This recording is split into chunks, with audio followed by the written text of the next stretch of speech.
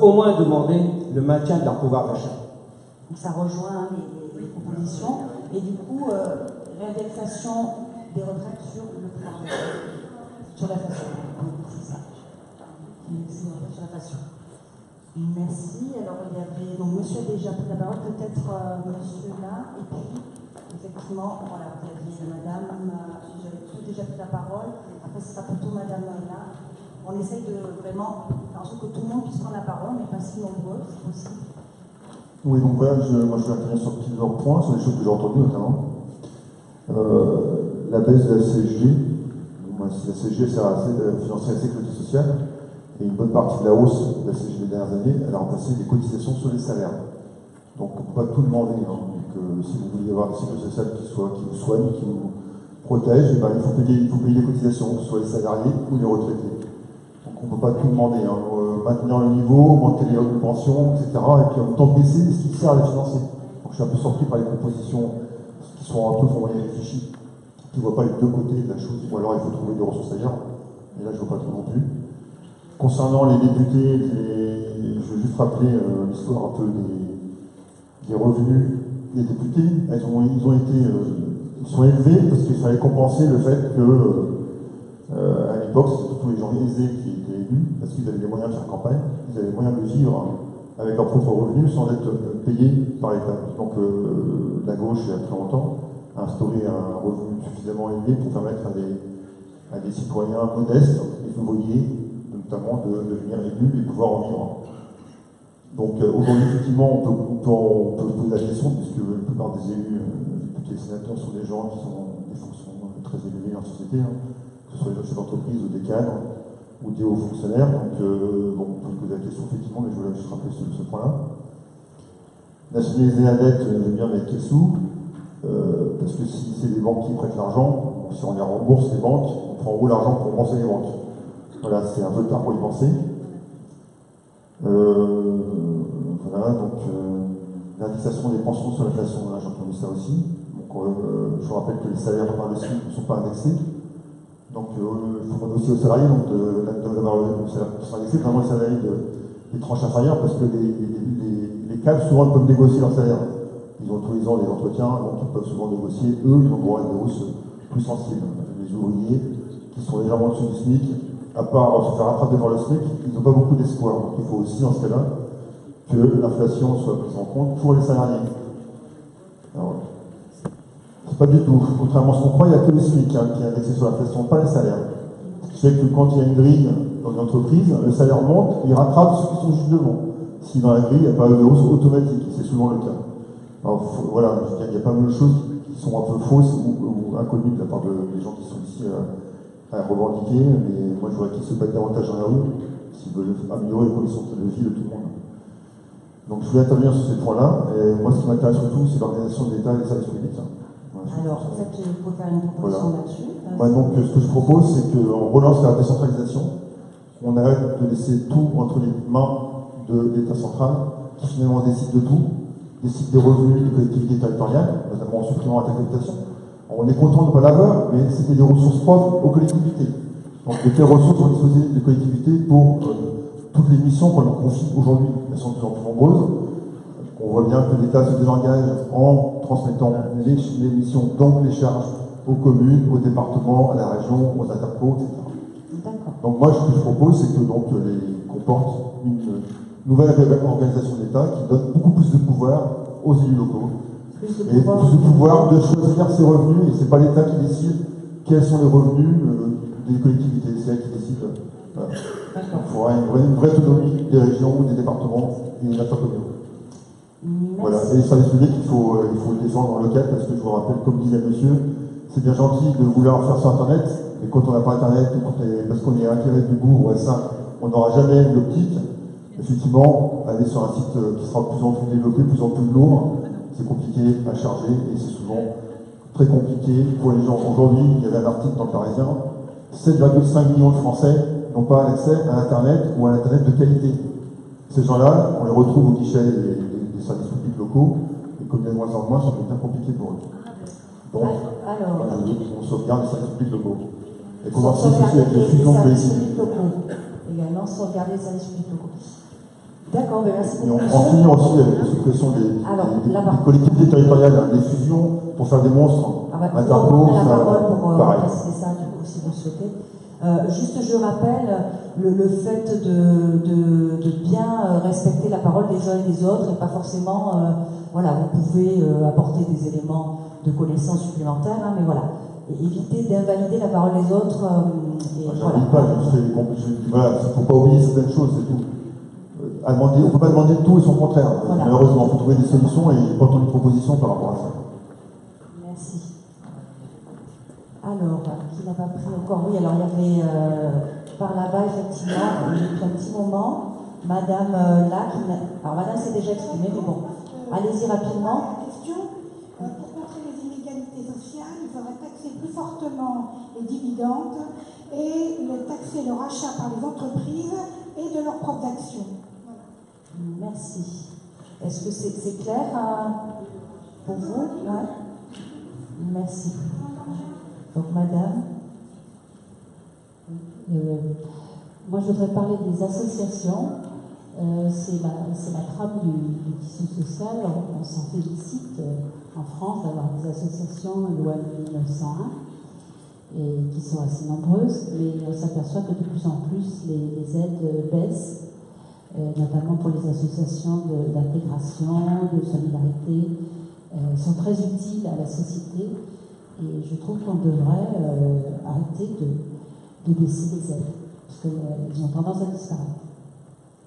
D'accord, donc arrêtez de baisser les subventions d'associations de manière générale. Alors, il y avait voilà, les deux messieurs, là, dans l'ordre que vous voulez.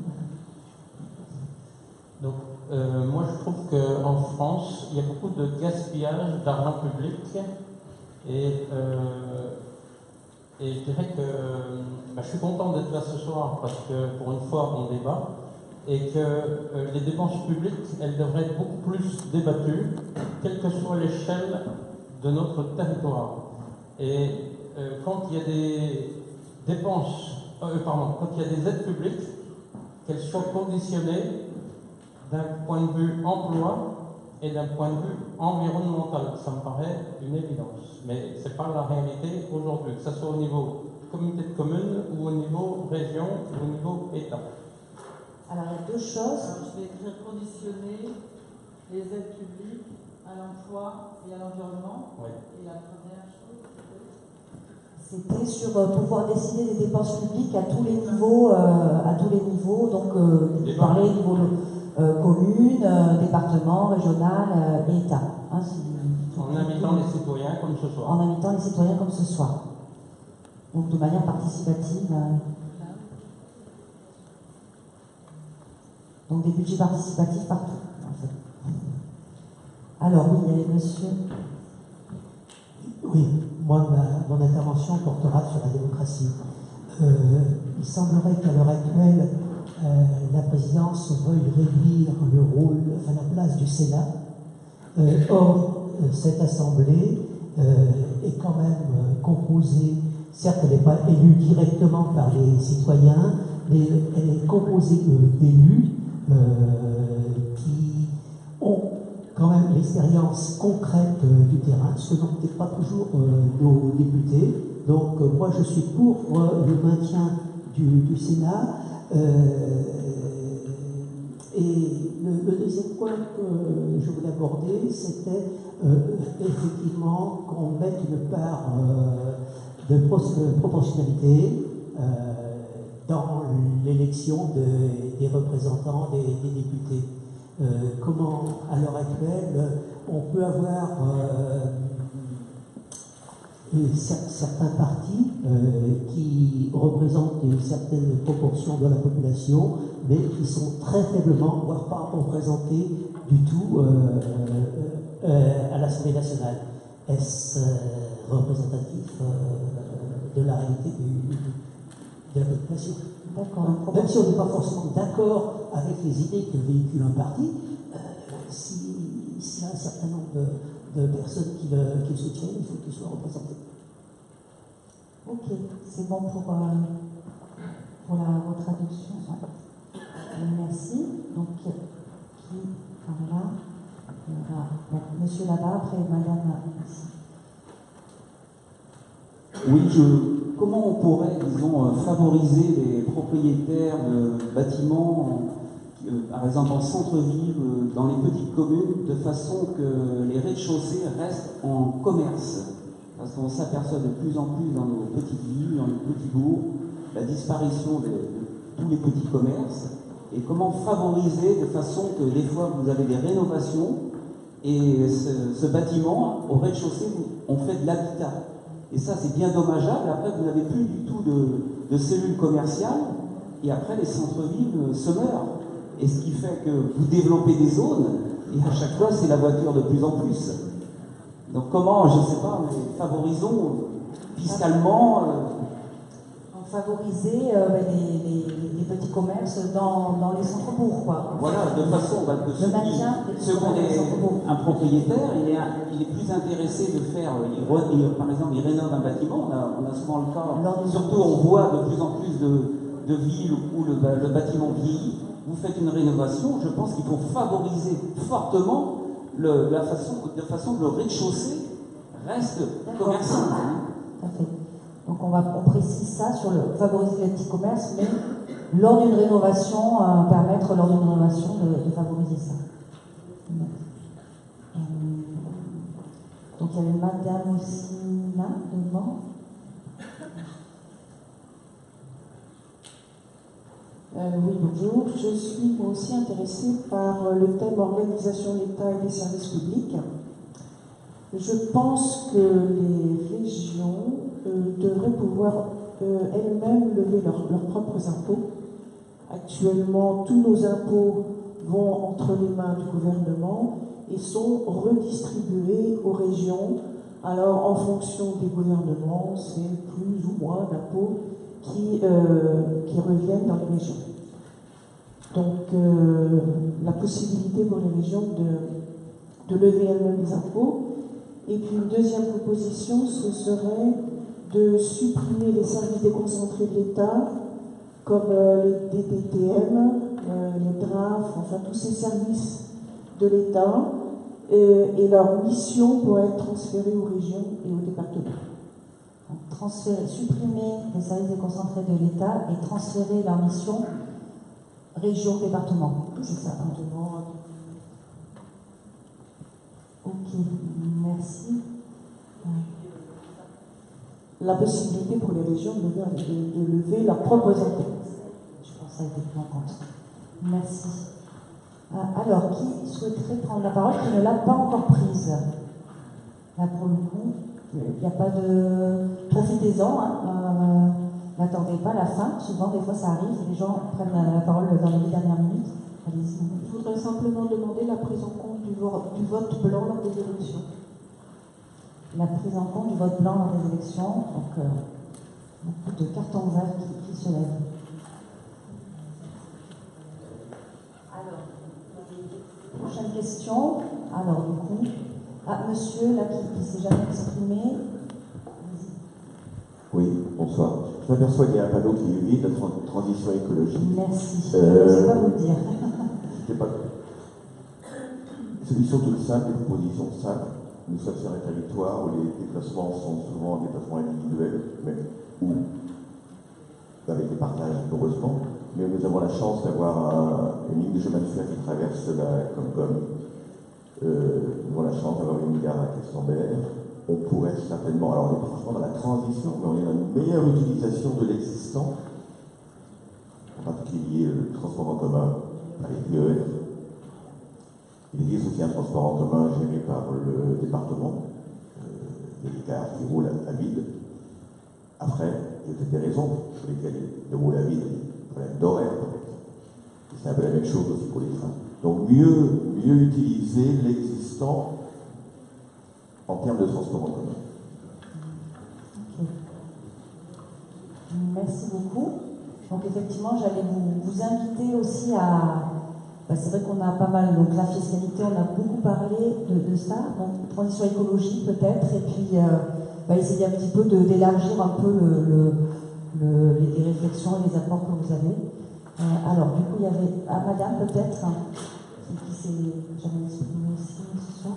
Merci. C'était juste pour souligner, poser une question. C'est-à-dire que, est-ce qu'il y a des navettes qui vont à la gare? Parce que je ne comprends pas. Comment je peux aller à la gare, à part prendre ma voiture? Si je prends ma voiture, je vais directement à Vannes. Voilà. Donc, je me posais la question de savoir s'il allait y avoir une mise en place de navettes ou un covoiturage. Voilà. Merci. Donc, on pourra vous répondre aussi à la fin, peut-être à ceux qui ont connu. Vous avez, après peut-être on va peut-être pas forcément traduire, mais c'est vrai qu'on sent bien vous parler des transports, des proximités, voilà, c'est ça, plus de transport de proximité. Alors, monsieur aussi qui ne s'est pas encore exprimé ce soir. Oui, bonjour. Voilà, en fin de compte, je parle aussi sur les transports. Pourquoi que la SNCF décide comme ça de fermer quelques lignes qui ne sont pas rentables? On cherche la rentabilité, c'est un État qui cherche la rentabilité, c'est un service public, donc on ne jette pas, on ne regarde pas la rentabilité. On sert des citoyens, voilà. Donc ne pas regarder la rentabilité à la SNCF et remplir son rôle de service public, ça pourrait être ça, c'est un peu long, notre proposition. Ne pas fermer les lignes SNCF, c'est ça? Ne pas fermer les lignes SNCF, ou plutôt... Alors c'est conserver les lignes SNCF et réparer celles qui sont en mauvais état, parce que c'est leur problème, c'est qu'en fin de compte, ils sont tous sous. Ils ont fait tellement de TGV qu'en fin de compte, les petites lignes intérieures, ils sont laissées à l'abandon. Et même maintenant, ils parlent maintenant de réduire aussi les lignes de TGV. D'ailleurs, ils s'arrêtent plus à certaines gares. Voilà. Donc le service public est très bien rempli. Et on pose des gros problèmes de gasoil, d'essence et tout ça. Et en fin de compte, d'un côté, on nous supprime des choses, et de l'autre côté, on nous supprime aussi des choses. Et qui c'est qui paye? À votre avis, c'est nous. C'est bon pour vous? Ok. Alors, il y avait madame, je ne sais pas encore qui ce soir. Alors, je vais revenir sur les services publics. On supprime effectivement, on veut passer la SNCF en privé, on passait les hôpitaux, certains hôpitaux en privé. Je pense que ce sont des services publics qui n'ont même pas à devoir faire des bénéfices. En fait, ils sont au service du public et pas là pour se remplir les poches. Ça, c'est sur le premier point. Et pour répondre à monsieur, je suis tout à fait d'accord que la SNCF ne devrait pas du tout être privatisée, pardon. Et pour revenir à l'histoire de la transition écologique et en même temps du gasoil et des taxes, je trouve anormal qu'actuellement les camions traversent encore la France du nord au sud, voire de l'est à l'ouest, sur les routes, alors qu'on pourrait très bien développer du ferroutage ou revenir. Alors je sais que l'écotaxe, ça a fait bondir les Bretons il y a quelques années. Moi je connais des régions où ils seraient bien contents de l'avoir parce qu'ils sont submergés de camions qui traversent. Dans le même ordre, on ne taxe toujours pas le kérosène des avions, les gros cargos, les porte-conteneurs, et je ne parle pas des bateaux de croisière qui sont un gouffre écologique en fait. Donc le premier point, c'est préciser ne pas privatiser les services publics. Oui, pour moi, un service public doit rester public. Donc ne pas privatiser les services publics. Et puis le deuxième point, c'était ferroutage, développer le ferroutage. Ferroutage, oui, et puis taxer les gros consommateurs, parce qu'on taxe l'automobiliste, d'accord, on consomme, je suis d'accord, mais on ne taxe absolument pas, que ce soit les cargos qui vont de Chine en France, ou l'inverse d'ailleurs, pour amener des marchandises qu'on pourrait très bien fabriquer en France, et qui consomment un kérosène, c'est pas du kérosène, c'est du fioul lourd, pareil pour les bateaux de croisière, ces immenses paquebots, ces espèces de villes flottantes, qui sont des aberrations écologiques. Donc vous avez traduit ce dernier point, donc taxer les gros transporteurs. Alors taxer les camions qui traversent la France, le kérosène et le fioul lourd, enfin, les utilisateurs de kérosène et de fioul lourd. Et développer le ferroutage.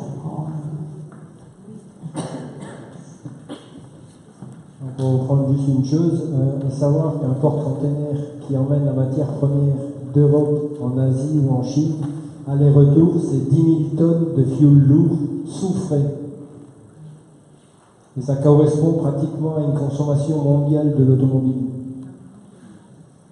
Mais c'est le citoyen français qui consomme avec sa voiture pour aller travailler, alors que nous, on représente 0,7% de la pollution mondiale.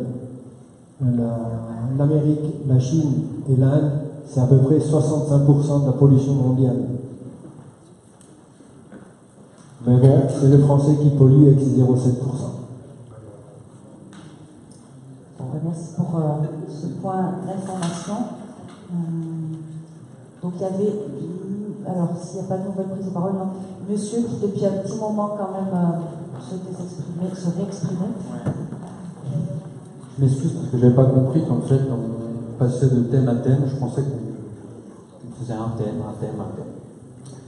Donc voilà, il y a des choses qui me semblent un petit peu anormales, c'est-à-dire que le plafonnement des dépenses de campagne électorale, c'est assez étrange qu'on puisse avoir des lobbies qui payent des campagnes électorales, donc chacun y va comme il veut.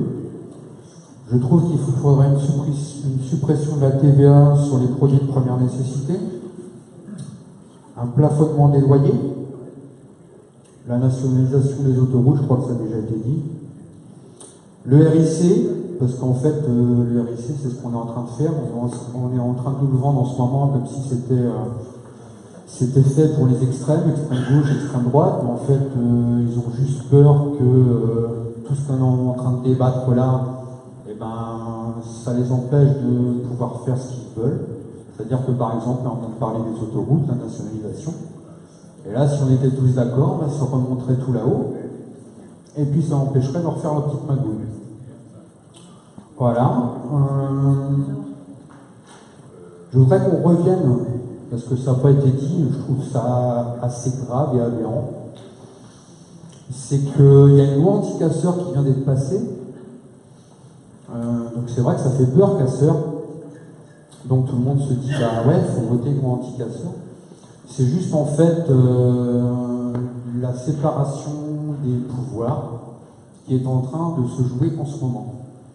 Et je trouve assez grave que les députés aient pu voter ça. Alors donc en ce moment, ça va passer au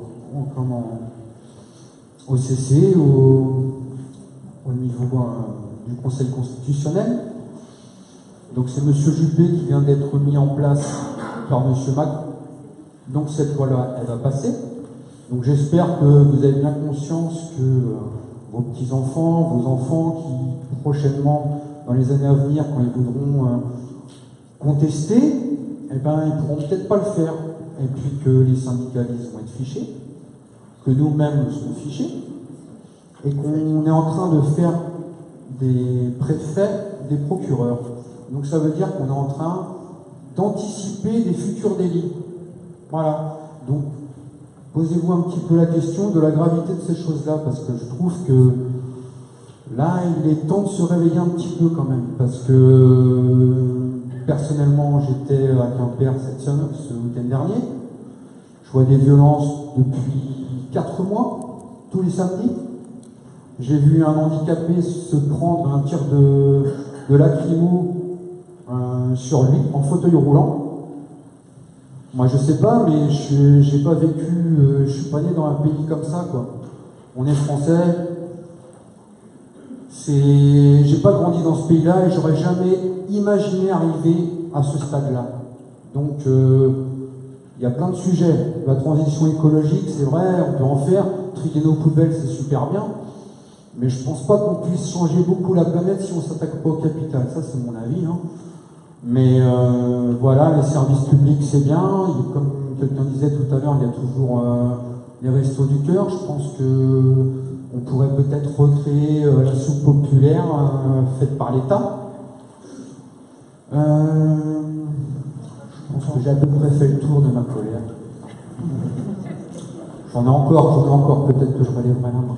Donc supprimer la loi anti-casseurs, en tout cas pour les derniers... Ah non, c'est pas supprimer la loi anti-casseurs, attention. Non, c'est Oui, ne plus avoir de séparation des pouvoirs. Garder la séparation des pouvoirs. Parce que tous les députés là, qui ont voté contre ça, pour moi, c'est plus des républicains. C'est plus des citoyens. Tous les citoyens devraient se lever contre ça. Excusez-nous, mais on n'a pas ça. Alors, vous étiez contre la loi anti-casseurs ou pour autre chose? On n'a pas très bien compris. Non, je suis contre la loi anti-casseurs, je suis pour la défense de la séparation des pouvoirs. Attention à la séparation des pouvoirs lorsqu'on édite une nouvelle loi. Non, attention. Levez-vous tous. Attention, en tout cas, obligation de respecter la séparation des pouvoirs lors d'une nouvelle loi. C'est un peu ça, en général et en particulier. Contre la loi anti-casseurs. Non, pas sur une nouvelle loi. Là, on est en train de changer de démocratie. On va peut-être un petit peu se réveiller quand même. On a bien compris. Voilà. Bien séparer les trois pouvoirs. Reprendre la séparation des trois pouvoirs. Je crois. On a perdu, si je traduis vos propos. C'est à peu près ça. C'est bon pour vous? Reprendre la séparation des trois pouvoirs, sauvegarder la séparation des trois pouvoirs. Alors, monsieur qui n'a pas encore pris la parole, si je me fais un tour d'horizon, voilà, et monsieur aussi après. Merci. Je ne réponds pas à monsieur qui vient de parler, mais je crois que dans le débat démocratique, on est en train de le faire, comme dit monsieur, mais on n'a pas trouvé les solutions pour pouvoir le faire. Alors, je crois que tout ça, ça peut se jouer dans la démocratie et la citoyenneté. Dire quels moyens on va mettre en œuvre pour arriver à régler tous ces problèmes. On ne peut pas non plus en permanence remettre en cause des sujets à perte de jours, à perte de mois, à perte d'années. Et je crois que c'est dans l'efficacité, trouver un système dans lequel, quelle question, comment on peut le mettre dessus, comment prendre les décisions. On ne peut pas avoir pour une décision à prendre, on ne peut pas faire des débats pendant 6 mois. Donc je crois déjà que c'est la justice fiscale, l'efficacité de la justice fiscale à mettre en place.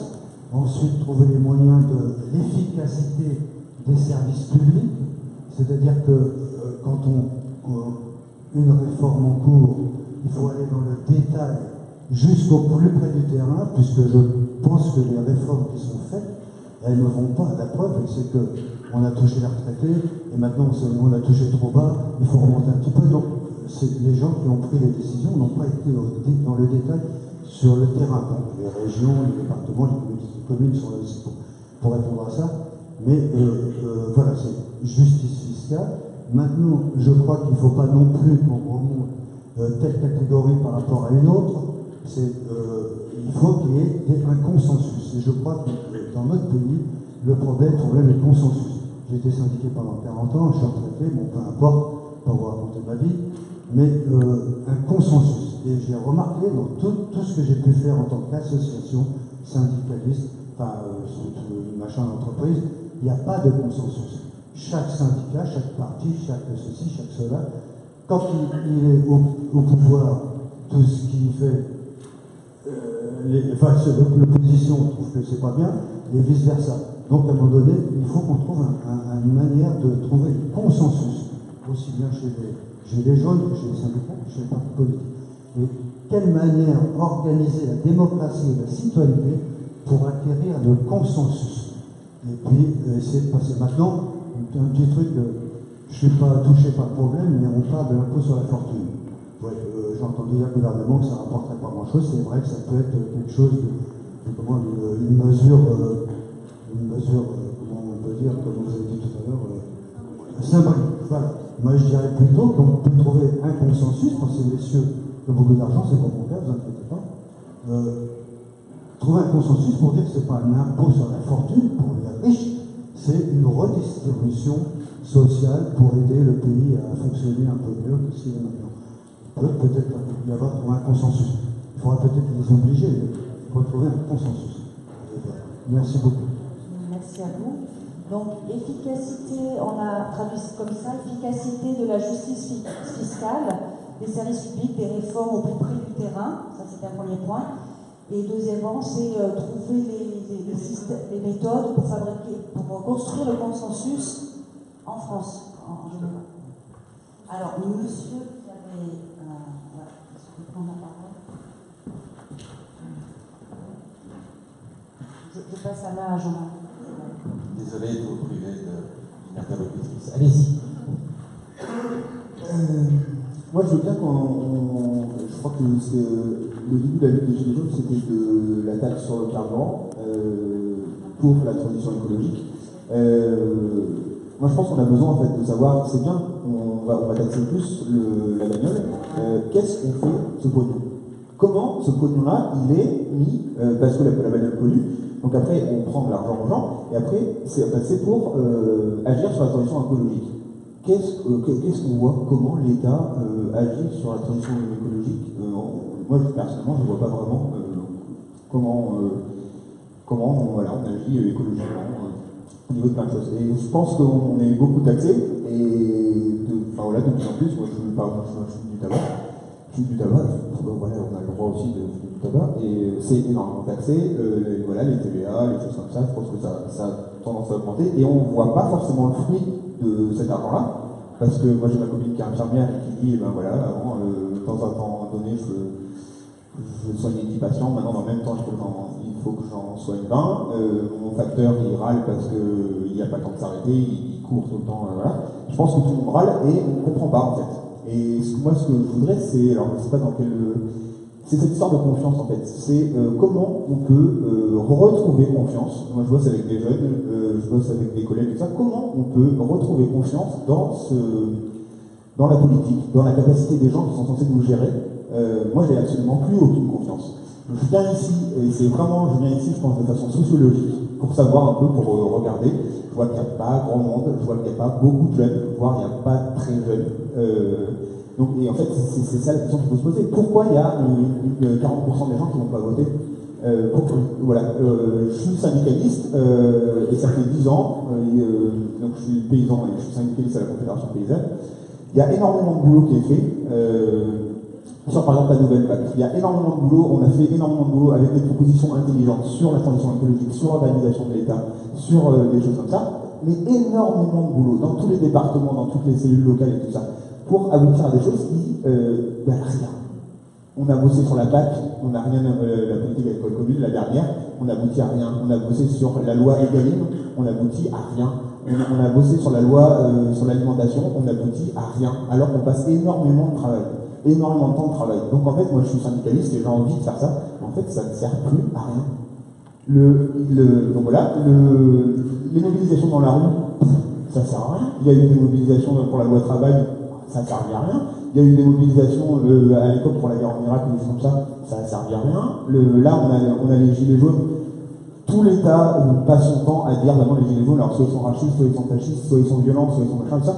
Moi, c'est dire comment on s'exprime. Comment on peut s'exprimer? Le dernier référendum, on s'est exprimé, on était contre les traités sur l'Europe. Ils ont nous a fait voter, et comme par hasard, on a été pour. À un moment, c'est qu'est-ce qu'on fait?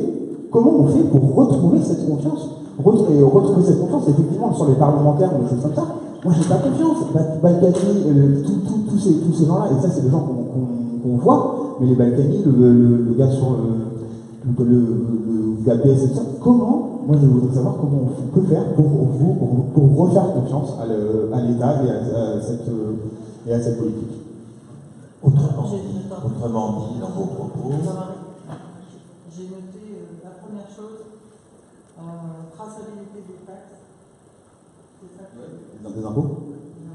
Moi, je veux bien qu'on taxe son carburant, mais pour faire quoi? Traçabilité des impôts, on va faire ça, et on va faire un deuxième sur la confiance.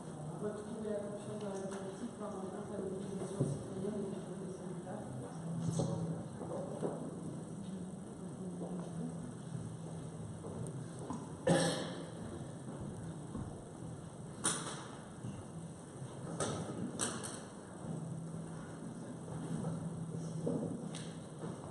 Il y avait deux mots-clés dans votre intervention, la confiance et la transparence.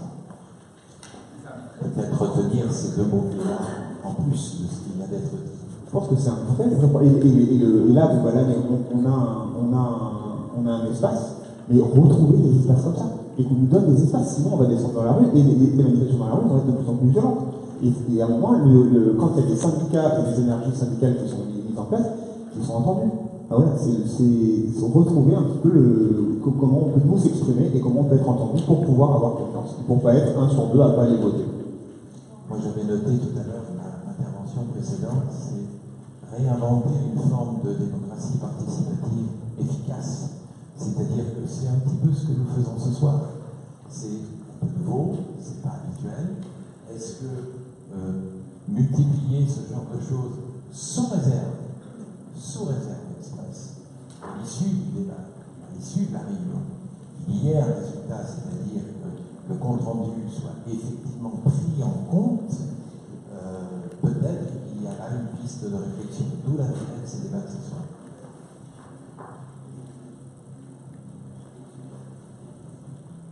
Puisqu'il est là. Et après, derrière, à Marie-Pierre, toi, ici aussi. Donc, je voudrais intervenir sur démocratie et transition écologique. Premier point, démocratie. Je pense que comme beaucoup de Français, éventuellement on va voter au présidentiel au premier tour pour quelqu'un, éventuellement. S'il y a un choix qui semble être cohérent. Et deuxième tour, on va voter contre quelqu'un.